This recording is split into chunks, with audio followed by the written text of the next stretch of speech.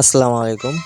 Shakil farming এর শাকিল ভাই কিছুদিন আগে একটা ভিডিও আপলোড করে, সেখানে বলে জানুয়ারি, ফেব্রুয়ারি, মার্চ, এপ্রিল এই ৪ মাসে হচ্ছে সবার মুরগি মারা যাবে।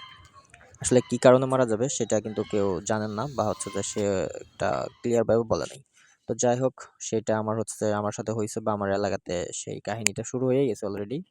তো আমার গ্রামে মনে করেন যে হচ্ছে যে 90% মুরগি মারা গেছে অলরেডি। আমার মুরগি মারা যাচ্ছে। তো যাই হোক, এখন বলি এটা কিভাবে কি হচ্ছে, কেন মারা যাচ্ছে। তো এই যে পাখিটা দেখতেছেন, এই পাখিটাও মনে হয় সেই রোগেই মারা গেছে। তো এই পাখিটা কিন্তু অনেক সুন্দর, আর এটা আমি নামও জানি না। যাই হোক, এটা কি কারণে মারা গেছে সেটা আমি সঠিক বিষয়ে জানি না। তো মনে হচ্ছে কোনো একটা রোগের কারণে মারা গেছে।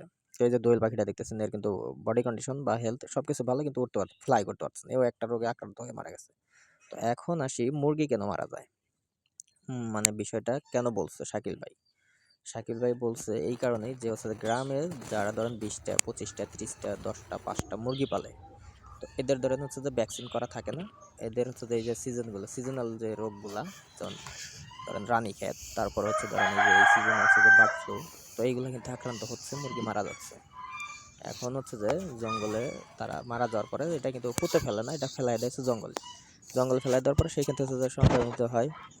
দেখা যায় অন্য একটা মুরগি যাওয়ার ঠোকরাঠুকরি করতেছে, বা একটা পাখি সেইগুলোর মধ্যে যে ছড়ায় যায়, আস্তে আস্তে আস্তে ছড়ায় গিয়ে আমার গ্রামের 90% মুরগি শেষ ভাই। নাই, মানে শাকিল ভাই যে বলছিল তার কথা যে মারা যাবে, আসলে মারা যাচ্ছে। তো তার কথা সত্যতা আছে। অনেকে ভ্যাকসিন করে না, সচেতন না। তো যাই হোক, আমরা যারা মুরগি পালন করি 10টা 20টা 5টা, তো অবশ্যই শখ করেই পালন করি। তো অবশ্যই আমরা ভ্যাকসিনটা করব।